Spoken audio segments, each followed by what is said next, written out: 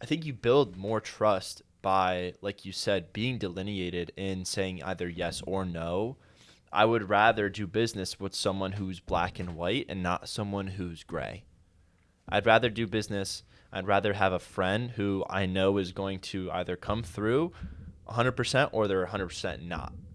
It's hard because you don't want to lose that trust. You don't want to be someone that they no longer invite because you keep saying no because you have other responsibilities, right?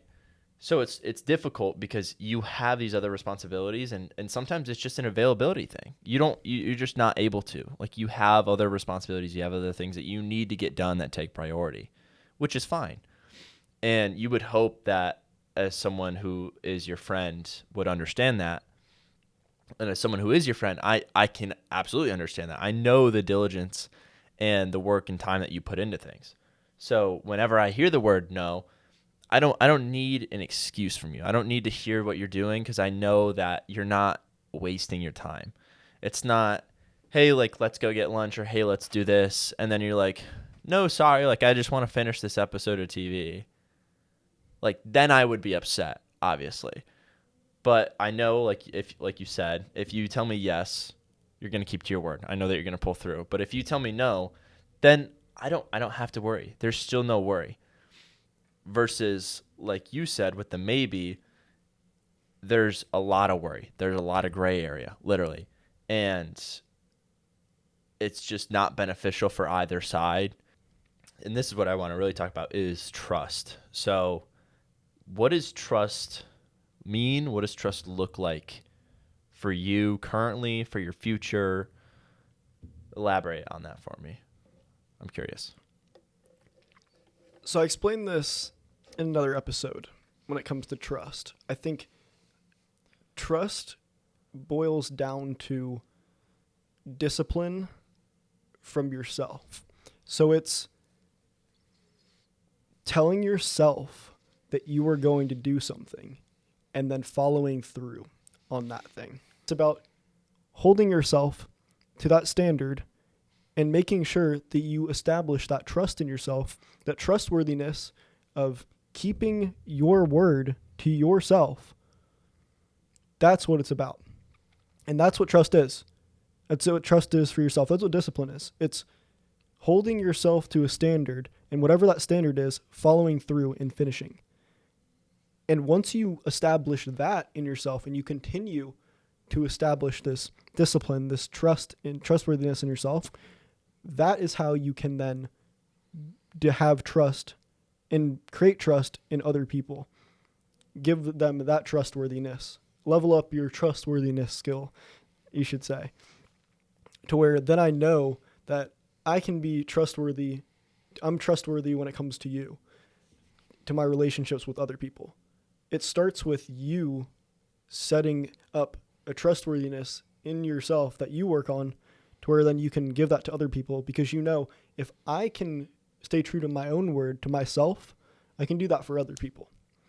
That's how I view trust nowadays in discipline. I want to hear your thoughts on that as well. So there's a speaker that he'll come here every once in a while. You might recognize him, David Horsehager. He is a public speaker, but his emphasis is on trust in business. And I remember him because I went to his speaker event and he was making a point, and the crowd wasn't really warmed up, for lack of a better term. And so he was cracking a joke, and he picked on me because he was talking about how you're more successful if you yourself are healthier, if you're you're not consuming a bunch of liquid calories, if you're physically fit, if your mental well-being and your physical well-being are both good, then you're going to be more successful. Again, reducing your variables. And he picked on me and he said, you don't need to have arms as big as this guy. And and it was funny. My ego was definitely boosted for sure. But more importantly, his take on trust within business was profound. I would look him up on LinkedIn. Great speaker, great company. Honestly, I wish I could work for the guy. maybe one day. But his take on trust was just that without trust, there's really nothing. There's not a relationship without trust. And whether that's a friendship, that's a business partner, or a spouse or girlfriend, boyfriend, whatever, if there's not trust between those two parties, then nothing is able to happen. And for me, that's what trust is. And I agree that trust within yourself is, if not more important, is equally important, because you need to, it goes back to mindset. You have to have that mindset where you trust yourself to do the things that you've committed to. If you say you're going to walk a mile, you have to trust that you're going to find a way to walk that mile despite thinking, I don't want to do this. You have to trust in yourself that I'm going to do this no matter what. I'm not going to shy away from the things that I set my mind to. I'm going to change my mindset and look at it as a glass half full, not a glass half empty. Not, I don't want to do this, more, how am I going to do this?